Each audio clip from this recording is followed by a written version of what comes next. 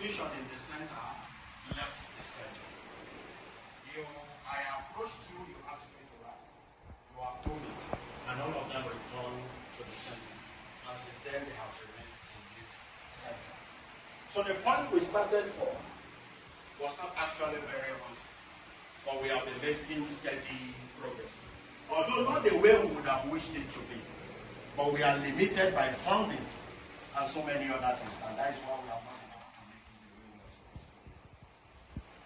Currently, we have been able to surpass all those challenges, and we are making progress as it's supposed to be.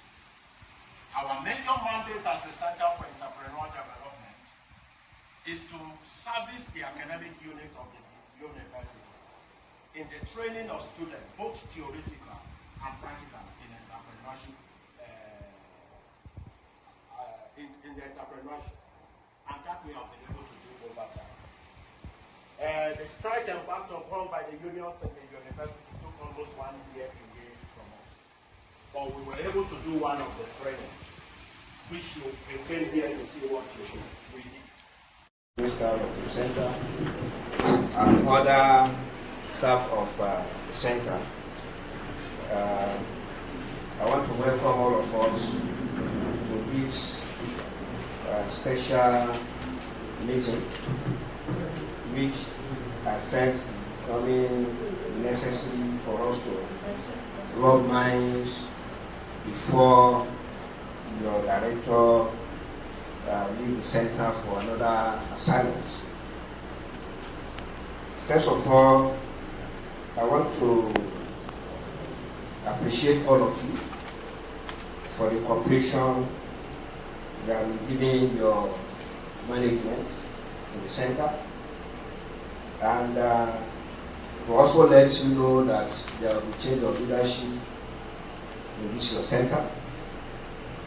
That is, your director will be moved to another unit of the university, and another person will be taking over from him.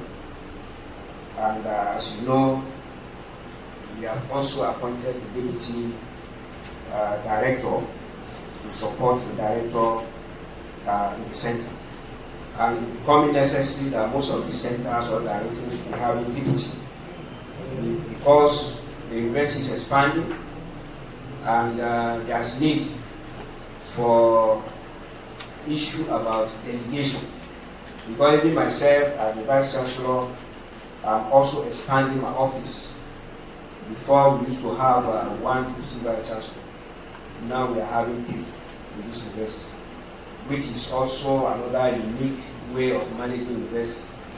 If you go to many universities in Nigeria today, you find out that they have only 2 deputy Vice-Chancellors. And when I was in ABU last week or so, I was telling them that ABU is a very big university, and that is where I was also trained. And I look at this university should be moved even to surpass ABU if really there is opportunity for that. And I was telling them that I want this university to be rated even above ABU, and it's possible. And that is the reason why when I came on board, in my blueprints, my vision is not to say I want to be either among the first 5 in Nigeria. What we say is the first 5 in Africa. So, and some people may say it's not possible, or how are you going to make it? But I said before writing my blueprints, I sat down first of all to make some analysis.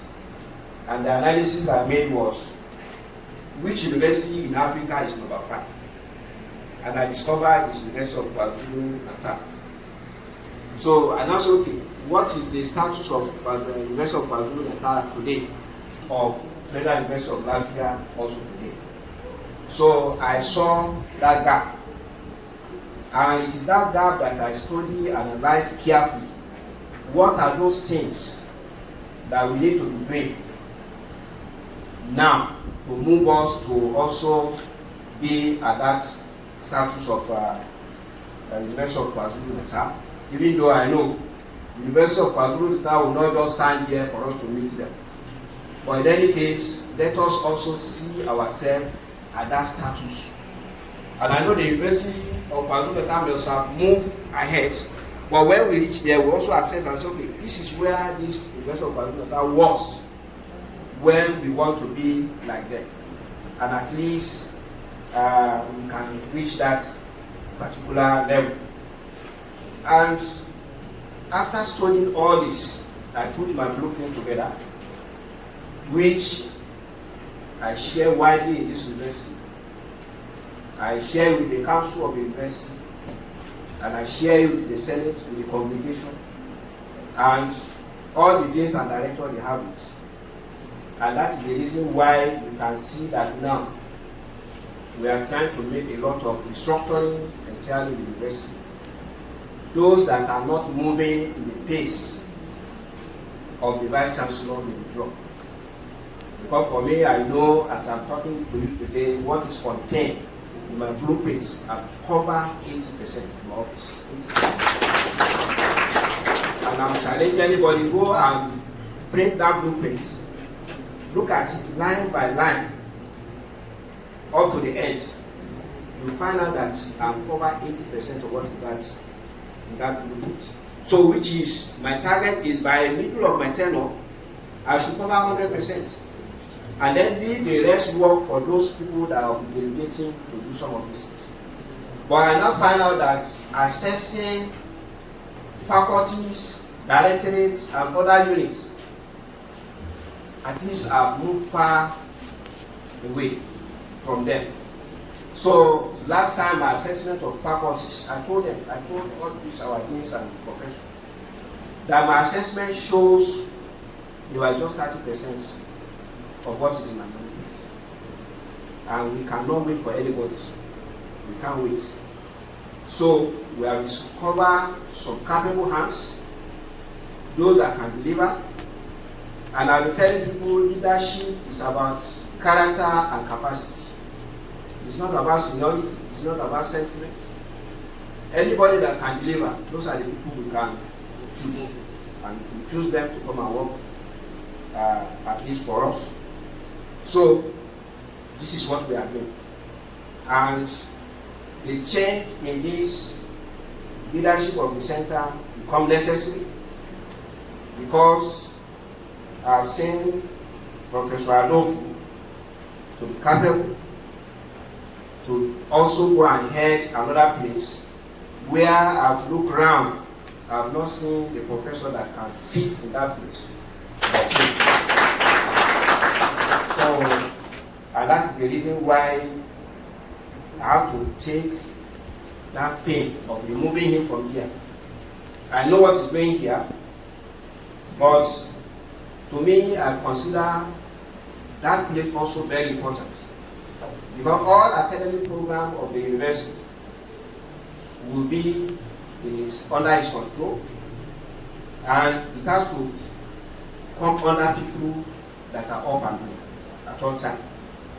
So, Professor Adofu is now, he has been already appointed as the Director of Academic Planning. He is to be taken over from Professor Adeluchi, who also the university has appointed her as the Deputy Vice-Chancellor Academic. And you can see how she was also appointed. And if you see the way we appointed the DVCs, no professors in this university can challenge that. Because it's about your capacity and your character. And I know some of you may also be part of the exercise, because I know the way I started was to assess the 28 professors we have in the university. Actually, we have 31, including myself, former VC and DVC programmer. But when I sent some forms out, they should distribute to staff to first of all assess our professor on almost about 15 attributes. I even addressed those professors first of all before I sent paper out for people to assess them. But some of them don't know where I was heading to. But I told them clearly, by the time I finish this assessment, it's going to help me in identifying people that can do some work for the university. So we did the assessment, and we thank God the results is very fruitful, and we have started implementing the results. And it is that part of assessment that produced the 3 DVCs that we have now for us. And it's on the 7th of June that we are going to inaugurate them. On that very day, they will all be given their schedule of duty. But their schedule of duty is going to be in line with what I submitted earlier to the Council of the University. Because we first of all got approval from the Council of the University to create 3 offices of DVCs, and with strong justification. And we thank God the Council saw reasons why creating the office of DVC Research and Partnership to be more important, and we created that. And initially we used to have only 1 DVC, which sometimes some people just call him DVC General. So because it's only 1. But in our law, establishing this university, we're supposed to have 2 DVCs, not 1. So, but for me, when I came, I felt there is no even need to stop at only 2 DVCs. For those that know university system all over the world, it is even possible for you to have 5 DVCs. It's not just even 3. Some people look at even 3 we created as being a new thing. I know there are some universities in Nigeria, even though few of them, whether private or maybe states, that also have 3 DVCs. But even though the name of the 3rd one may be different from our own, because our own, we try to name it Research and Partnership, because we saw resourcefulness in the area of the partnership that can help this university to grow. So, leadership for these units or for this center become necessary to be changed, as I've earlier said. But now, if we are changing leaders all over the units like this, I just want to say this because of our incoming director. I've been telling some of our admins and directors, we are not just appointing you just to go and sit and bear the name director. You should know within your mind, as you are going into this center to be a director, there are problems already waiting. So leadership is to come and solve problems. And I'm saying this not because of anything, because of the way some people rush to my office with memo, bringing problems, not solution. So, and whenever they bring it, I look around and see, okay, who is that person that should also crack his brain to look for solution for it. I don't sit down to look for solution for any unit or directorate or faculty. As you are bringing it, if it is something more administrative, I push it to registrar. Let him be sweating there to bring recommendation to me. Or if it is something about finance, I push it to Bossa. Let him go and look at the area of finance, whether we have money to attend to it or not. So, if it is matter for any committee, I send it to them. And this is to allow me to attend to some other issues. So I'm saying this, director, the incoming director, I want a situation where some of the problems you will be coming to meet, try to think hard. And I've said in one of my lectures about critical thinking. It's a solution to any problem at all. Even if you have your own personal problem, if you can engage critical thinking, you have solution to it. So when you are bringing any problem to office, I want to see what is your own way forward.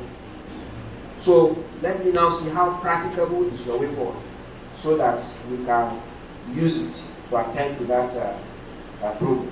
And I know, apart from the problem you are going to meet, there are some problems that as you are entering your office, you are coming behind. So problem is already there, you are coming, other ones are coming behind. And apart from that, the moment you are sitting down to do your work within your center, some problem also be created. So you can see there are so many sources of this. And that is why you have to, even though I was mentioning in one of the programs yesterday, where immediately I came, some people started advising me, VC, shine your eyes. And I say in my own case, I don't only shine my eye, I shine my heart. Because if you shine your eyes, what they are telling you is, look for people that you can trust. But if you shine your heart, that means you should trust your God first. When you trust your God first, God will bring those people that you trust. And that's why when I'm doing all this my appointments, some people will be surprised, how come the VC identify me? Well, because I shine my heart. I didn't shine my eyes. Because some people, when they say shine your eyes, what they are trying to tell you is try to identify your enemies. But when you are struggling to identify your enemies, you are distracted. You can't perform. So, and this is the reason why here I want to tell you also, shine your heart. Don't shine your eyes. Don't allow anybody to advise you and say shine your eyes. Many people have told me that when I came here. And I told them that by my own practice, I work with necessary conditions. I work with sufficient conditions. Because there is necessary conditions, there is sufficient conditions. So the necessary condition will only allow you to shine your eyes, but the sufficient condition will allow you to shine your heart. And when you shine your heart, what you are saying is that God is sufficient for you. And God will identify capable hand for you to work with. And don't be afraid to give anybody responsibility. Whatever anybody will say, let them go and say. Your own just believe you are here to please God, not to please or impress any human. If you are working in a system and you believe that let me do anything I want to do to impress human being, then you are wasting your time.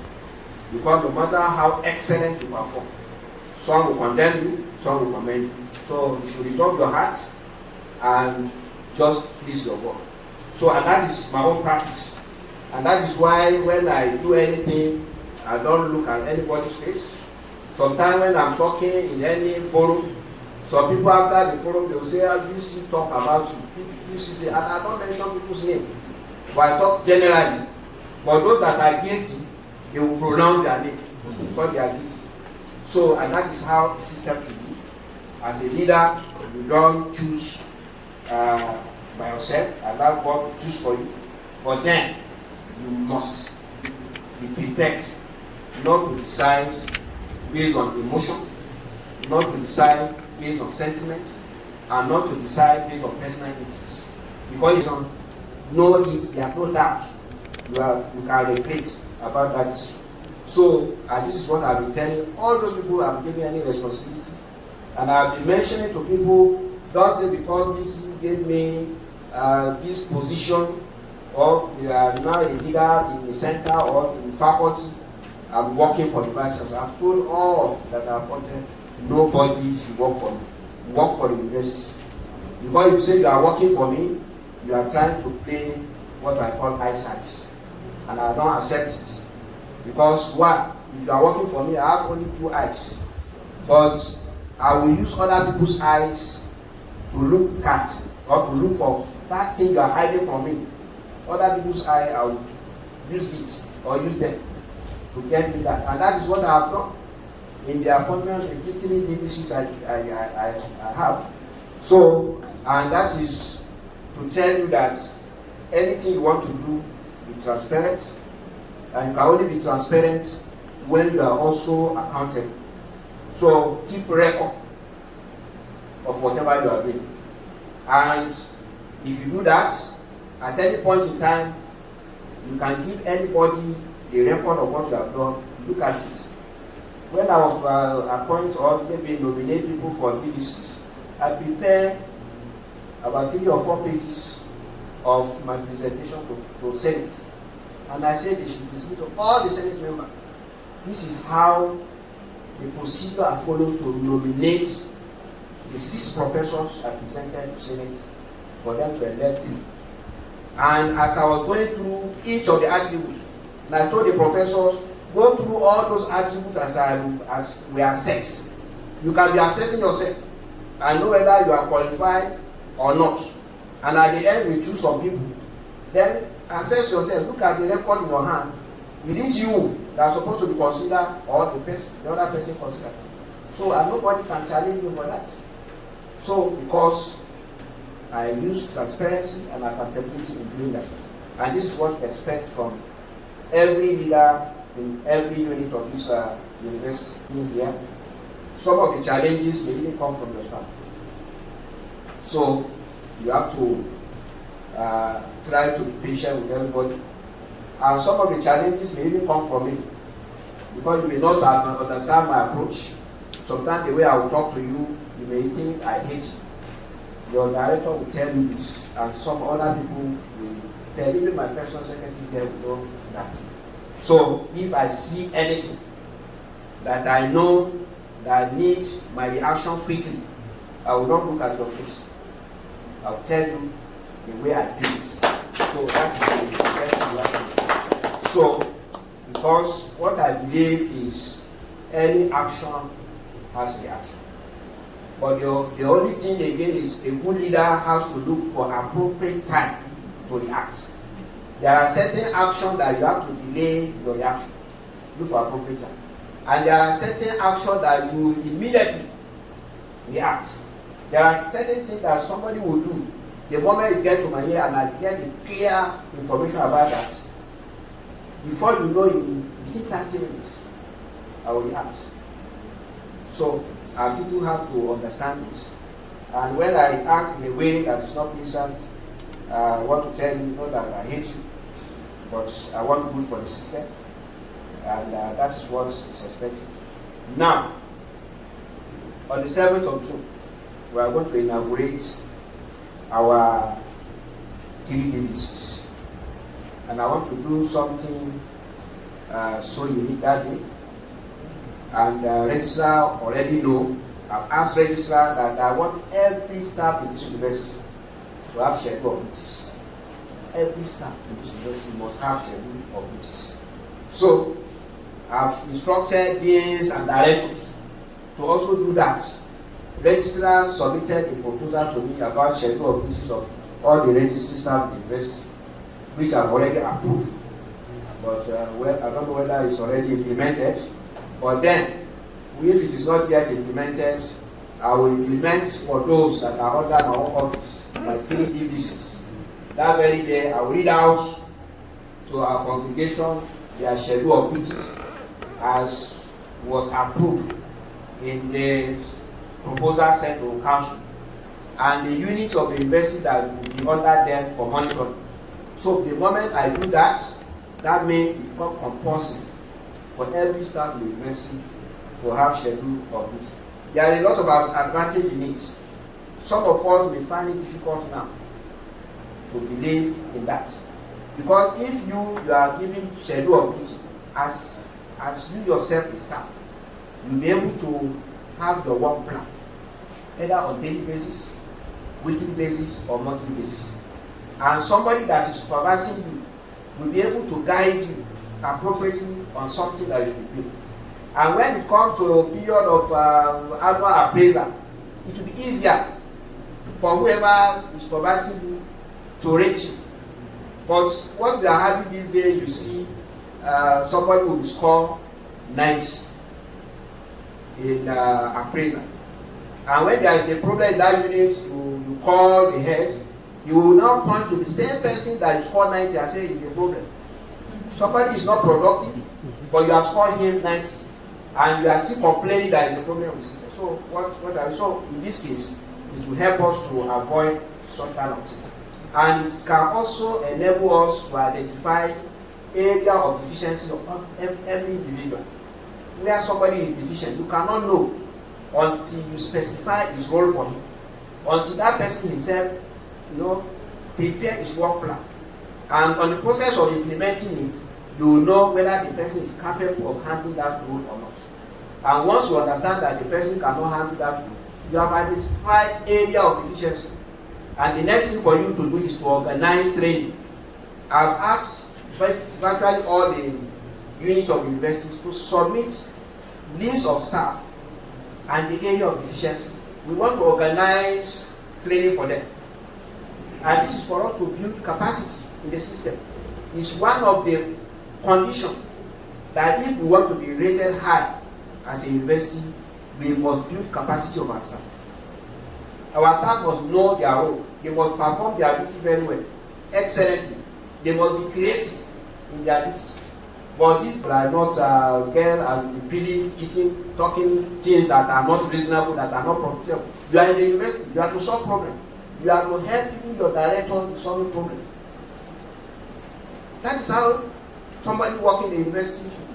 And that is why we encourage people in this university, no matter whether you are a junior staff, you are not teaching staff, you want to further your education. We encourage you to do that. It's a university.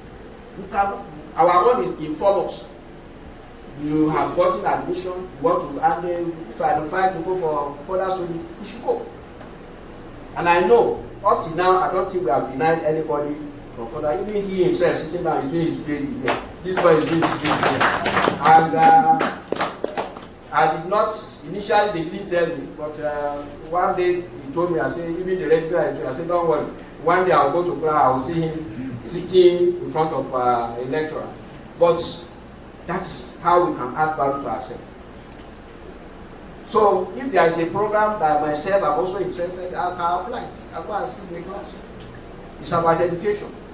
So being the Vice-Chancellor doesn't mean you should not even go and learn. If there's any program that I'm interested in, I will apply. If I'm giving admission, I will go and sit and take lecture. So it's a university. So the same to all of you, you are free to apply to go for further study. So that is why we want you to be reasoning as somebody that is working in the university. You should look different in the society. University should be solving its own problem and solving society problem. But these days we allow society to be molding our attitude in the university, which is wrong. Well, there is no, for me, I don't believe in waiting for people to come and telling me about any individual.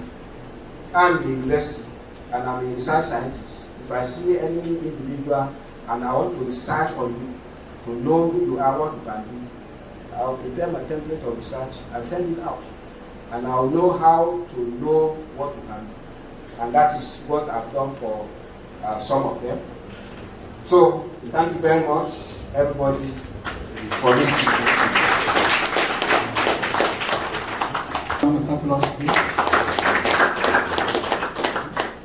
The Vice-Chancellor holds the center highly because it is one of the structures that will drive the university's goal for becoming the fifth best in Africa. He also of the opinion that our education should focus on training our students to acquire credentials and potentials and skills to enable them self-reliance and contribute to the growth and development of the nation. We thank you very much for this introduction, sir. It is now time for response from the staff, and you should be free to speak your mind. The Vice-Chancellor is here and able to answer whatever issues that will be raised here. We'll start from here, and then maybe the registrar and others will conclude. To my outgoing director, I want to appreciate you for all the things you have done to the center. And to me personally, I've worked closely with you for the past, I think, 2 years, aside the strike. One thing I've learned a lot. I've learned commitment, I've learned hard work, I've learned consistency, I've learned sincerity. And those are the things that I hold very, very important. And to the incoming director, is somebody I also know closely to some extent. For an outside kitchen to be constructed to us, because now it's rainy season And the nature of our cooking now, we cook for 100 times, and we cannot cook inside because we use firewood and large pots, which make us to cook outside. Anytime we have function, our prayer is for rain not to fall, so that we can be able to deliver. So, sir, we are pleading for the construction of an outside kitchen for the center. Thank you. I want to use this medium to thank some staff that have distinguished themselves throughout my stay in this place. There is a young man in this place who has been doing some certain things that are not his responsibility, but he do it with the whole of his heart. He is responsible for opening this place every morning and for closing it when we are leaving. We don't have a clerical staff in this place. And he has been doing it as if this is a duty that he's supposed to do. He's an artisan in the center, and that is not his business. I want to say this before you, that he has really won my heart. It's Mr. Agi. Mr. Agi, I want to appreciate you. You is almost all functions in the university. It was a high one. The catering unit has been up and doing. I remember about 2 weeks ago, we had a mandate to service some function from Monday till Friday. And we are not talking about function of 2 or 3 people. It is something that is above 100, just like the head of catering said. They delivered on all fronts. And I want to commend them very well for this they have done. In fact, if we say we have doubled the money you gave to us, they were the one that doubled this. The rest of us were just contributing. So I want to appreciate the catering unit. So I followed your footsteps. You know you're my mentor. So when I came on board, I appointed a personal secretary. And the personal secretary has not disappointed me. He's Mr. Shehu Abdul Rahman. There's one unique thing about him. He's always in the office before I come any morning. In fact, there was a day I called him about 7:30. I wanted to tell him to do some certain things before I come. He said, I am already in the office. And if I am in the, because I'm engaged in so many committees, so at times I stay beyond 4, 5, or 6 at times. If I don't tell him I am going home, he remained in the office until we close. And this today, I think, is commendable. That is not forgetting other staff of the center. All of them within the limit of what we have entrusted into their hand as delivered. Just like you said, at times I have shouted. Not because I hate them, because I want the result. And after shouting, we have gotten the result out on every front. You'll recall when we came on board within the first 1, 2, 3 months, you gave us a responsibility to produce uniform for the security unit of this university. The tailoring unit in this center handled that, and we delivered efficiently. All other units have been up and doing. The problem we are having presently, all the challenges we are having, is not because we don't have what it takes. Maybe because of our location. At times when you discuss with some faculty, they tend to believe we exist here. But we want to say thank you, because already you are giving us a road that will open us this place, that people will know we are here. We have decided to do something today to commemorate this visit, because I don't think you will visit here again before we go. So we have decided that as you are coming, we are going to celebrate you and celebrate what little success we have recorded here. So we have made some preparation for a kind of a get-together to eat and say thank you for giving us this opportunity to serve. So we want to take permission from you. Immediately we are through with the speech, there is refreshment for everybody here today. We want to say thank you. And I want to thank you for appointing Professor Ugal. Although he is not my friend, my own friend is Professor Gain. But there's something I know about him. When I was head of Department of Economics, he was HOD of Sociology, and Professor Gain was HOD of Political Science. And there was something unique about the Faculty of Social Sciences then. My Vice-Chancellor was in the faculty then, and he will attest to this. The three of us were taking it as our personal business. We were committed to make sure we succeed. And we succeeded on our front. And today, bringing him in to take over from me, I am so certain I don't have any fear.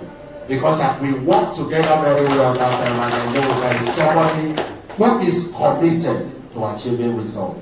So I want to congratulate you on the choice of Professor Ugal. Most of the times when I travel, I will write to you that I will be traveling. And when I look around, I will say the head of admin will act on my behalf. I know it is out of place, and I was thinking of coming to discuss with you of a need to have a deputy director. And before I could come, you appointed one for us. We want to say thank you. By the NUC design, they said this center should have even about 3 deputy directors. I've written to you on that before, and I am glad we are beginning to implement that. The Center for Entrepreneurial Development is going to another level. I have communicated to you the various interactions we have had with NUC at various forums. It is about stimulating the intellects of students to think outside the box, within their own area of discipline. It is not about skill acquisition. Skill acquisition is very important, but that is not what entrepreneurship is all about. Entrepreneurship is that somebody is in physics and he has an idea on how to make physics productive and earn money. You give him the enabling environment to convert that into something useful. That is what is entrepreneurship.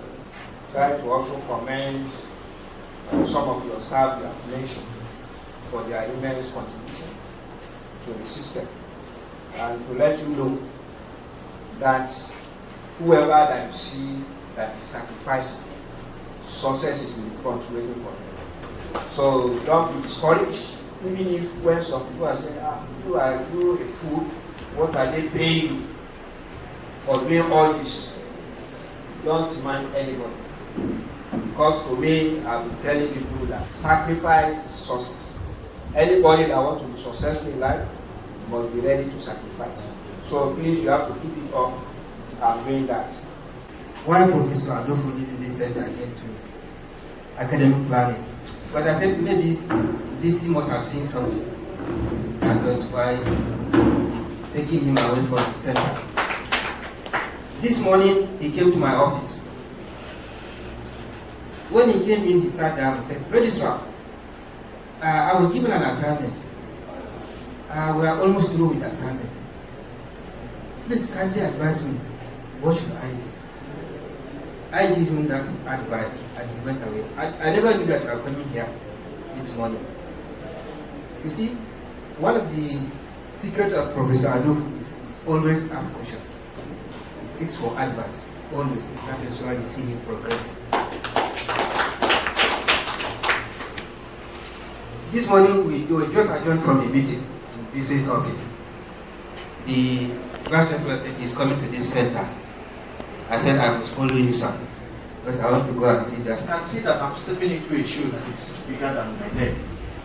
But I can assure us that for the Vice-Chancellor's activity and finding me worthy to be appointed to this office, I will do everything using the experience of the director to succeed. And above all, to use the cooperation of the staff whom I have seen and have worked closely at different times and in different places and have given me cause to be sure that they will also work hard with me.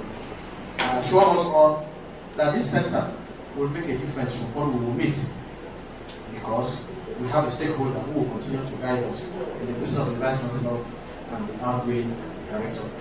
I assure the staff that the relationship between us will not be that of the boss and the servant, but it will be that of colleagues who are ready to work together to move this center forward.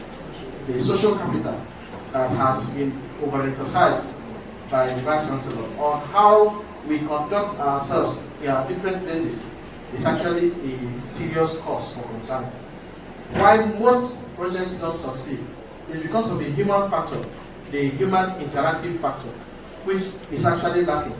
But I assure us that we will create an environment where we will not only learn but will also practicalize what should be done while interacting with others at different places.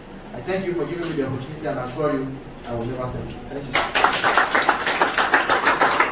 Sir, let me assure you, Professor Shehu Abdul Rahman, no show will be bigger than your legs. No show will support you at all times. Thank you. Mr. Vice-Chancellor, may I at this point invite the Deputy Director of the Center, Dr. Hamza, for the word of thanks. Let me start by saying to whom much is given, much is expected. Actually, we have received enough from the management, and we are assuring you that we will not fail you. We will try our best. Let me first of all thank you, the Vice-Chancellor, for always being supportive of our initiative. Actually, your support encourages us to strive for excellence.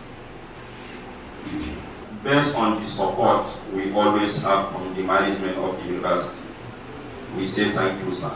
Thank you, thank you, thank you. May God Almighty be with you. May God Almighty support whatever initiative you have for the university. Thank you, sir.